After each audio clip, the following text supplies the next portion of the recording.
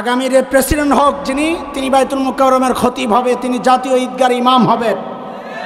এইরকমই একটা অবস্থা বাংলাদেশে তৈরি হোক ইনশাআল্লাহ। আমিরুল মুমিনিন তিনি জাতীয় মসজিদের খতিব। কথা বলেন ঠিক কিনা? আল্লাহ তুমি কবুল করো। কি মানুষ মুফতি আব্দুল মালিক, আল্লাহু আকবার। আল্লাহ লম্বা নেক হায়াত দান করে। আল্লাহ অনেক সম্মান দিয়েছেন, সর্বোচ্চ সম্মান পর্যন্ত আল্লাহ বাংলাদেশের মানুষের নজরে যেটা সর্বোচ্চ সম্মান, সেটা কোনটা? এটা তো আল্লাহর কাছে, আমগো কাছে, ইমানদারের কাছে। কিন্তু সাধারণ মানুষের কাছে সর্বোচ্চ সম্মানের জায়গা হলো প্রেসিডেন্টের। কথা কয় না? কোন জায়গায়? আল্লাহ আমার ওস্তাদ মোহতারামকে প্রেসিডেন্টের আসনে বসায়া দেন। এত আস্তে আমিন কইলে আল্লাহকে হ্যাঁ বেটা জোরে আমিনই কবুল করি না, তুই আস্তে আমিন।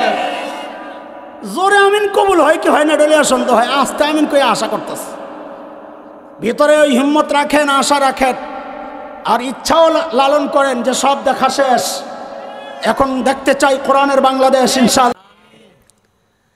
সূরা মুনাফিকের শেষ দিকের একটা আয়াত আমি তিলাওয়াত করেছি, যে আয়াতে আল্লাহ সুবহানাহু ওয়া তাআলা আমাকে আপনাকে বড় মায়া করে একটা ডাক দিয়েছেন, ইয়া আইয়ুহাল্লাযীনা আমানু। এই ডাকটা মালিকের বড় মায়ার ডাক। কোরআন আল কারীমে আল্লাহ ইমানদারকে দুইবার ডেকেছেন।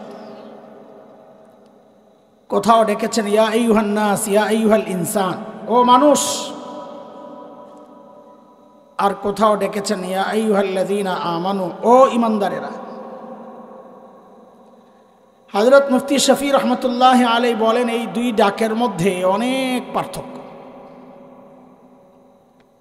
কি পার্থক্য? তো হযরত বলেন আমরা আমাদের সন্তানকে ডাকার ক্ষেত্রেও এই পার্থক্যগুলো করি।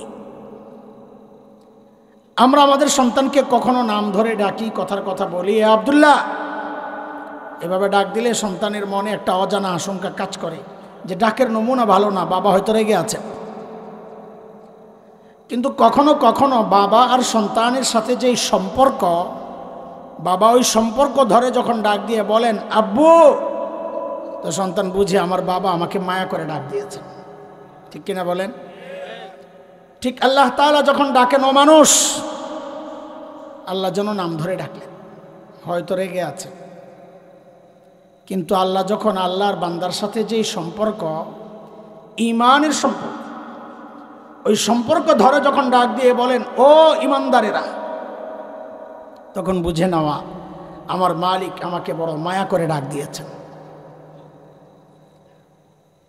যেহেতু মায়া করে ডাক দিয়েছেন, বোঝা গেল পরবর্তী যে বিষয়টা, যে বান্দা আমার সাথে তোমার যে ঈমানের সম্পর্ক, ওই সম্পর্ক ধরে যেহেতু ডাক দিলাম, পরের যে বিষয়টা আসবে, হয় সম্পর্ককে আরো গাঢ় করার পদ্ধতি আল্লাহ বলবেন, অথবা সম্পর্ক নষ্ট করে যে সমস্ত বিষয়, ওই বিষয়ে আল্লাহ সতর্ক করবেন। এমনটাই হয়।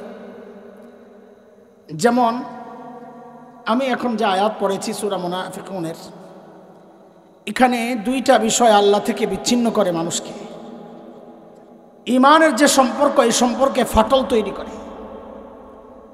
তো আল্লাহ ওই মায়া করে ডাক দিয়ে সম্পর্কের কথা মনে করিয়ে দিয়ে ওই দুই বিষয়ের কথা এখানে এই আয়াতে আলোচনায় এনেছেন। সেটা কি? আল্লাহ বলেন, ইয়া আইয়ুহাল্লাযীনা আমানু লা তুলহিকুম আমওয়ালুকুম ওয়ালা আওলাদুকুম আন যিকরিল্লাহ ওয়া মান ইয়াফআল যালিকা ফাউলাইকা হুমুল খাসিরুন।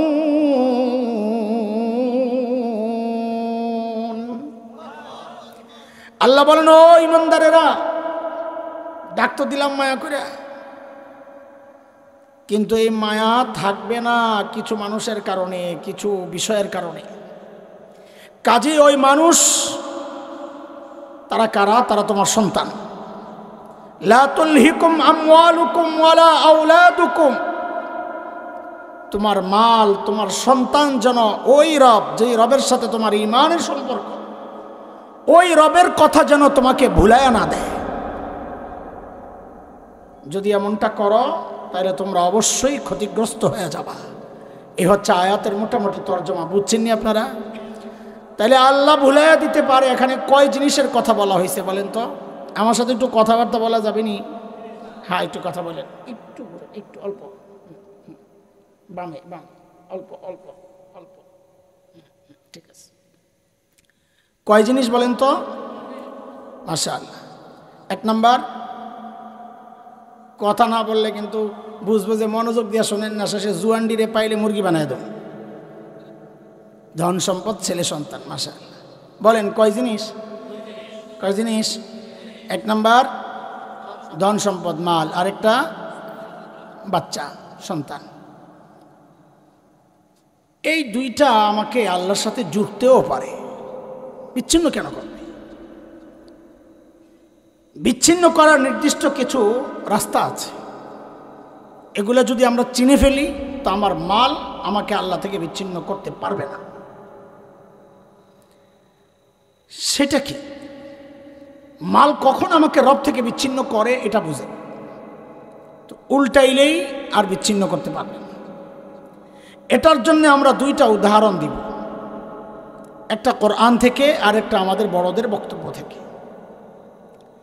সূরা কাহাফ আয়াত 45, আল্লাহ তাআলা দুনিয়ার তুলনা করছেন, দুনিয়ার সাথে তুলনা করছেন পানিকে, পানি, আসমান থেকে পড়া পানি। আল্লাহ বলেন, وَاضْرِبْ لَهُم مَّثَلَ الْحَيَاةِ الدُّنْيَا كَمَاءٍ أَنزَلْنَاهُ مِنَ السَّمَاءِ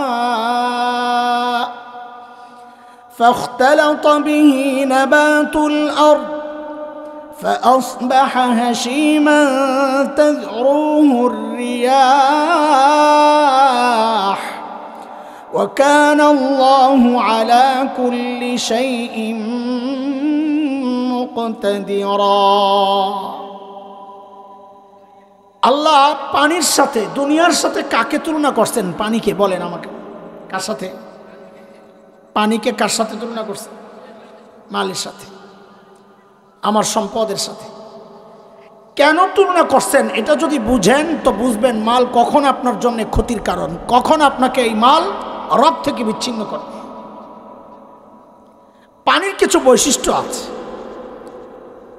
পানির মধ্যে যেই বৈশিষ্ট্য, ওই বৈশিষ্ট্য কিছু মালের মধ্যেও আছে।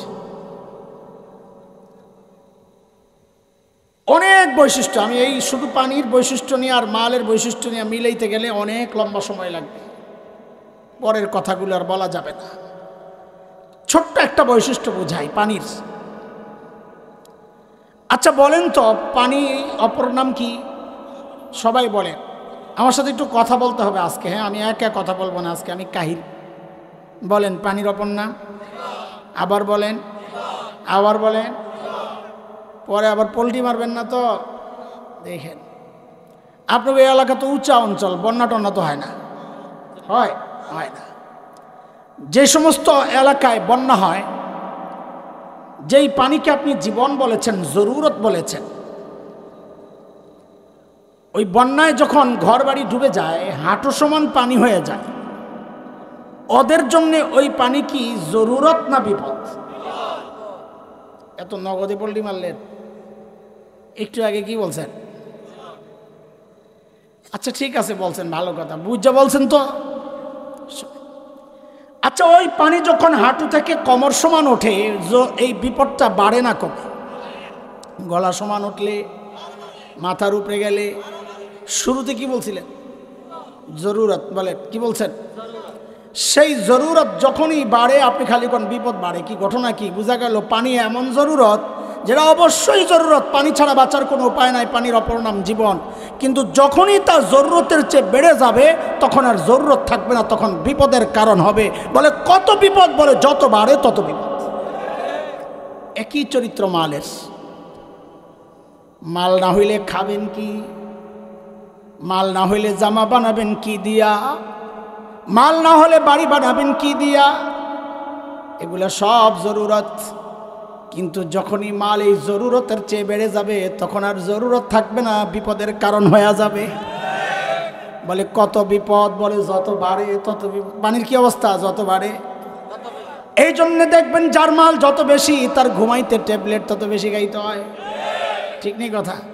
মাঝে মধ্যে রাস্তায় ফুটপাতে দেখি ইট মাথায় দিয়ে ঘুমায়, যে নাকের ডাক শুনলে হিংসা লাগে।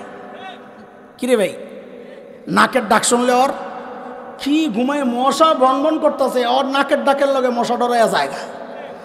আর ওই বড় লোকগুলো এসি রুমের ভিতরে ট্যাবলেট খায়, তাও ঘুমাসে না। ঘটনা কি? মাল নাই, টেনশন নাই। বলেন মাল নাই, আল্লাহ বুঝছেননি? আপনারা বুঝছেননি? কথাবার্তা বুঝছেননি? আচ্ছা, আরেকটা উদাহরণ মিলে দিই। এমন অসংখ্য উদাহরণ আমার সামনে আছে, সময় লাগবে, এই জন্যে আমি খুব সংক্ষেপ করব। আচ্ছা বলেন তো, অজুর ফরজ কয়টা কোন তো? মাশাআল্লাহ। প্রথম ফরজ হাত ধোয়া। আমি তো ভুল বলতেছি আপনার পরীক্ষা করার লেগে। আপনি কি মনে করছেন হুজুর আপনি কি আর মিছা কথা কইবেন ওইটাই নাকি? তো সঠিকটা বলেন। 1 নাম্বার ফরজ, 2 নাম্বার, 3 নাম্বার, 4 নাম্বার। তো ফরজ তো মুখ দিয়া শুরু হয় না, মুখ ধোয়া দিয়া, ঠিক আছে? কিন্তু এই মুখ ধোয়ার আগে আর কিছু করি না? বলেন সিরিয়াল মতো বলেন। 1 নাম্বারে কি করি, এরপরে কি করি, এরপরে কি করি? কেন? ফরজ তো এটা না, তো এটা কেন করেন বলেন? হ্যাঁ, মাশাআল্লাহ, এটাই জবাব। কিন্তু আমার নবীর এমন কোনো সুন্নত নাই যার মধ্যে দুনিয়া আখিরাতের মঙ্গল নাই। আখিরাতের মঙ্গল তো আছেই, কারণ আল্লাহ ভালোবাসবেন, গুনাহ মাফ করে দেবেন সুন্নত আদায় করলে। দুনিয়ারও মঙ্গল আছে। বলে এখানে কি মঙ্গল বুঝো না? তো একটা মাসালা আগে শোনে, ওলামারা জানেন মাসালা। পানি, যেই পানি দিয়ে পবিত্রতা অর্জন করতে হয়, ওই পানির 3টা গুণ থাকতে হয়। কিছু পানি আছে তাহির, নিজে পাক, কিন্তু গায়রে মুতাহির, অন্যকে পাক করে না। তো অন্যকে পাক করার জন্য ওই পানির 3টা বৈশিষ্ট্য থাকতে হয়। তাহির মুতাহির বলি আমরা। সেই 3 বৈশিষ্ট্য কি? মনোযোগ লাগবে কথাটা বোঝার জন্য। কোন সিপা দিয়া ঢুকমুটার পেবেন না। বলেন পানির বৈশিষ্ট্য কয়টা? 1 নাম্বার, পানির কালার ঠিক আছে কিনা দেখো। যদি কালার পরিবর্তন হয়ে যায়, পানি নিজে পাক হইলেও আরেকজনকে পাক করতে পারবে না। ঠিক আছে মাসালা হুজুর? 2 নাম্বার, বলে পানির স্বাদ ঠিক আছে কিনা দেখো। মজা, স্বাদ। যদি স্বাদ নষ্ট হয়ে যায়, লোনা পানি হয়ে যায়, বিশ্রী, তাইলে ওই পানি নিজে পাক হইল, এই পানি দিয়া কাপড় পাক করা যাবে না, এই পানি দিয়া অজু করা যাবে না। ঠিক আছে মাসালা? 3 নাম্বার, বলে পানির গ্রান ঠিক আছে কিনা দেখো। গন্ধ। যদি দুর্গন্ধ হয়ে যায়, ওই পানি দিয়া কি করা যায় না, পবিত্রতা অর্জন করা। ঠিক আছে? তাহলে পানির মুখ ধোয়ার আগে কয় কাজ করি? 3 কাজ। 1 নম্বরে হাত ধুই। আসলে হাত ধুই না, ফরজ কাম করার আগে পানিটা পবিত্রতার জন্য উপযুক্ত কিনা 3টা চেক লাগাই। কয় চেক? যখন আমি হাত ধুই, আসলে দেখতেছি পানির কালার ঠিক আছে কিনা। যে আমি কুলি করতেছি, দেখতেছি পানির স্বাদ ঠিক আছে কিনা। যে আমি নাকে পানি দিতেছি, দেখতেছি পানির গন্ধ ঠিক আছে কিনা। 3টা যখন ওকে হয়ে যায়, আল্লাহর পক্ষ থেকে ফয়সালা চলে আসে, রে বান্দা এই পানি ঠিক আছে, এইবার এই পানি দিয়া ফরজ হুকুম মুখমণ্ডল ধুইতে পারো। বুঝে আসছে কথা? আরে বুঝে আসছে কথা? এই হচ্ছে পানির গুণ, যে পানির যদি স্বাদ, ঘ্রাণ, গন্ধ নষ্ট হয়ে যায়, ওই পানি দিয়ে পবিত্রতা অর্জন করা যায় না।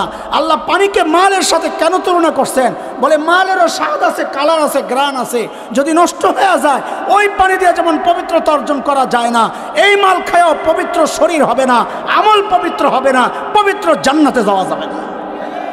বলে মালের আবার কালার কি? কি একটা বুঝাইয়া দিলে নাম করে তো বুঝে নেই, যে খেতে এইয়া দেয় না, নিরনি দেয় কি কয় আপনার এলাকায়? কয় না, নিরানি কয়। আচ্ছা বলেন তো, ক্ষেত্রে নিরানি দেওয়ার আগে ক্ষেতের যে কালারটা থাকে, নিরানি দেওয়া আগাছা ফালাইয়া দেওয়ার পর ওই কালার থাকে না, একটু হালকা হয়। তাহলে বোঝা গেল কি, আগাছা থাকলে ক্ষেতের কালার চেঞ্জ হয়ে যায়। কি বোঝা গেল?